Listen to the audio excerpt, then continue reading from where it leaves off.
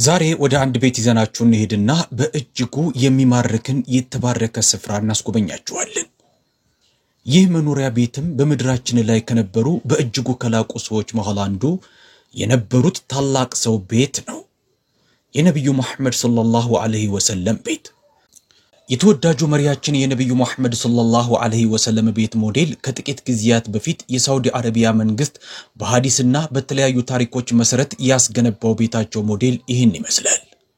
ዓላማውም በመላው ዓለም ላይ የሚኖሩ የነብዩ መሐመድ ሰለላሁ ዐለይሂ ወሰለም ወዳጆች መጥተው የሁለቱ ዓለም መሪ የሆኑት መሪያችን እንዴት ያለ ቀለል ያለ ህይወትን ይኖሩ እንደነበረ እንዲያዩት ማድረግ ነው። እኛም ይህንን ቤት ሄደው መጎብኘት ለማይችሉትና እስካሁንም ላላወቁት ይህንን የተባረከ ቤት የማሳየት ኃላፊነት እንዳለብን ስለተሰማን በዚህ መልኩ ይዘነው መጥተናል። አብራችሁን ቆዩ። ከመጀመራችን በፊት ግን ሰብስክራይብ ያላደረጋችሁ ቀዩን በተን በመጫን ሰብስክራይብ እንድታደርጉ ቪዲዮንም ላይክ በማድረግ እንድትጀምሩ ለመንገር እንወዳለን። ሁሌ የምንለቃቸው አዳዲስ መረጃዎችን ይደርሳችሁም የደውል ምልክቱን ይጫኑ። እንቀጥል።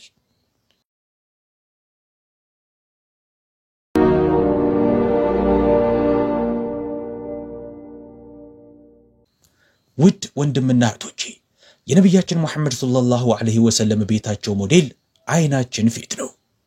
የዓለም በረከትና ምህረት ሲዘንብበት የነበረው ቤት ሞዴል ይህንን ይመስላል። ይህንን ቅዱስ መኖሪያ ስንመለከት ትኩረታችንን የሚይዘው የመጀመሪያ ነገር የቤቱ ቅለት ወይም ቀለል ያለ መሆን ነው። እስቲ ላፍታ ያህል አስቡት። የዚህ የሚታይ ዓለም ብቻ ሳይሆን የማይታየው ዓለም መሪ የሆኑት ለፍጥረተ ዓለሙ መፈጠርም ምክንያት የሆኑት ተወዳጁ ነብያችን ለዓለማዊው ህይወት ምን ያህል አናሳ ትርጉምና አስፈላጊነት እንደሰጡት እናይበታለን። የመጀመሪያው በስክሪናችሁ ላይ የምናጋራችሁ እይታ የአላህን መልእክተኛ ቤት መዋቅርና ዲዛይን ያሳያችኋል። ይህንን የቤት ሞዴል ካያችሁት ከዋናው መግቢያ አጠገብ ትንሽዬ ቅጥር ግቢ እናገኛለን። በዚህ ቅጥር ግቢ በአንዱ ጥግ ላይ አንዲት የሸራ ፍራሽና በመሬቱም ላይ የተዘረጋ ጠረጴዛ አለ። ሐዲሶች እንደሚነግሩን ይህ የተባረከ ጠርዝ ወይም ጥግ ተወዳጁ መሪያችን ነብዩ መሐመድ ሰለላሁ ዐለይሂ ወሰለም ወደ ቤት ከተመለሱ በኋላ የሚያርፉበት ስፍራ ነው። የቅጥር ግቢው ሌላኛው ጥግ የምግብ ማብሰያ ዕቃዎችን የእህል መፍጫ ወፍጮን ይዟል። በሌላኛው ጥግ ውስጥ ደግሞ ከሸክላ የተሰራ የውሃ መያዣ ማሰሮ አለ። ከዚህ ማሰሮ ላይ ንጹህና ቀዝቃዛ ውሃ ለነብዩ መሐመድ ሰለላሁ ዐለይሂ ወሰለም ይቀርብላቸዋል።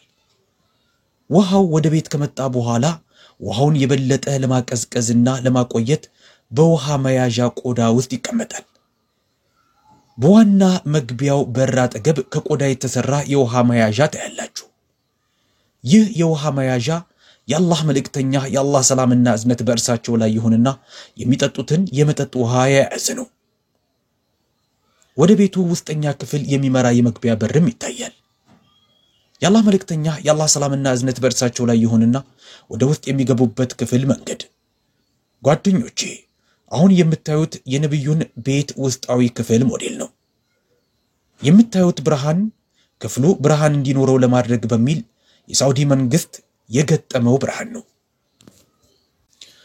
በነብዩ መሐመድ ሰለላሁ ዐለይሂ ወሰለም ዘመን ግን አመሻሹ ላይ የምትለኮስ ትንሽ ቀለል ያለች ኩራዝ ነበር የምትቀመጠው ለቤቱ ብርሃን ለመስጠት።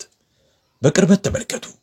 ከሸክላ አፈር የተሰራውን ግድግዳ፣ ወለሉ ከዝግባ በተሰራ ሰሌን ወይም የወለል ምንጣፍ ተሸፍኗል። በሰሌኑ አንደኛው ጥግ ላይ ጀርባን ለማሳረፍ የተዘጋጀ የሸራ ፍራሽ ተቀምጦበታል። ካጠገቡ ደግሞ ጠንከር ካሉ ልብሶች የተሰራ የሰሌን ንጣፍ አለ። የሁለቱ ዓለም መሪ ተወዳጁ ነብያችን መሐመድ ሰለላሁ ዐለይሂ ወሰለም ለስላሳ አልጋ ምርጫቸው አልነበረም። ከአምልኮ በኋላ መሬቱ ላይ ነበር አረፍ የሚሉት። አሁን ደግሞ የዚህን የተባረከ ቤት ጣራ እንመልከት። በዝግባ ቅርንጫፍ የተሸፈነ ነው። ይህም ከፀሐዩ ጥላን ለመስጠትና ብቻቸውን በሚሆኑ ጊዜ እንዲመቻቸው ሆኖ የተበጀ ነው። የነብያችን መሐመድ ሰለላሁ ዐለይሂ ወሰለም ቤት ውስጠኛ ክፍል ስንጎበኝ በግድግዳው ላይ የተሰገሰጉ ደረቅ የዝግባ ቅርንጫፎችንም እናያለን። ከእነርሱ አጠገብ እህል ለማከማቸት የሚጠቀሙበት ትንሽ ዕቃ መያዣ አለ። ከእርሱም አጠገብ የነብያችን ሰለላሁ ዐለይሂ ወሰለም ዱላ ወይም ብትር አለ። ከእርሱም አቅራቢያ ነብዩ መሐመድ ሰለላሁ ዐለይሂ ወሰለምና ንጹህ ሚስቶቻቸው ለመመገቢያነት የሚጠቀሙባቸው ዕቃዎች አሉ። የነብዩ መሐመድ ሰለላሁ ዐለይሂ ወሰለም የአመጋገብ ልማድ በጣም ቀለል ያለ ነው። የተከበሩት አብዱላህ ኢብኑ አባስ እንደተረኩት ከሆነ ነብዩ መሐመድ ሰለላሁ ዐለይሂ ወሰለም ብዙውን ጊዜ አዘውትረው የሚመገቡት የገብስ ዳቦ ነው።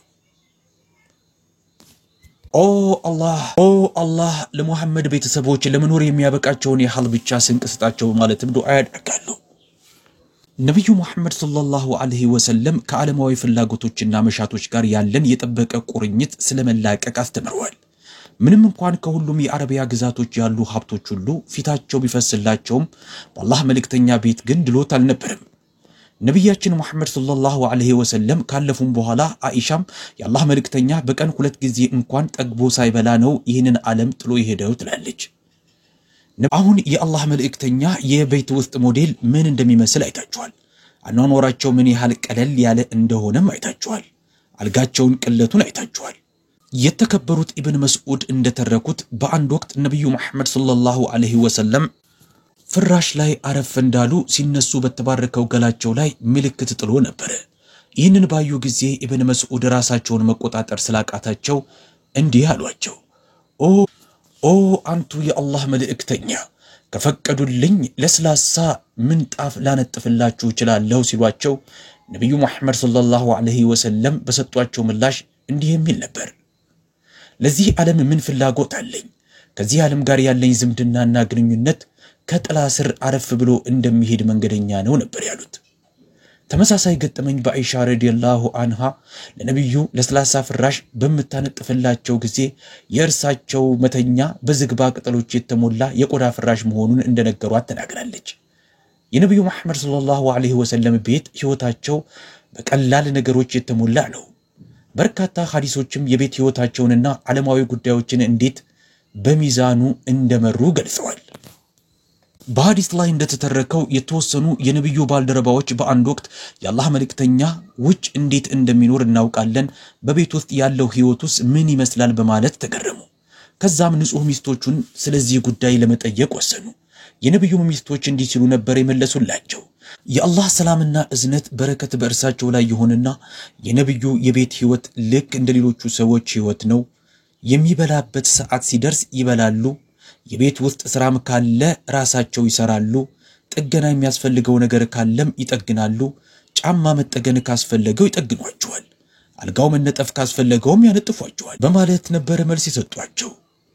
የቤት ውስጥ ስራዎችን በመስራት ንጹህ ሚስቶችን ያግዟቸው ነበር።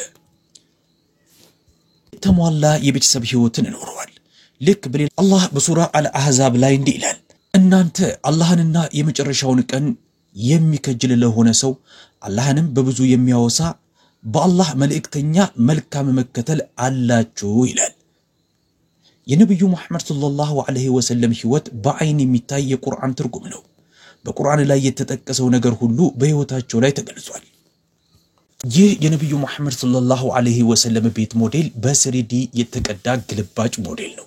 ስለ ቤቱ በሚገልጹ ሐዲሶች ላይ ተንተርሶ በሳውዲ መንግስት የተሰራ ነው። ኤግዚቢሽኑም በጅዳ ሳውዲ አረቢያ ውስጥ መያዙ ይታወሳል።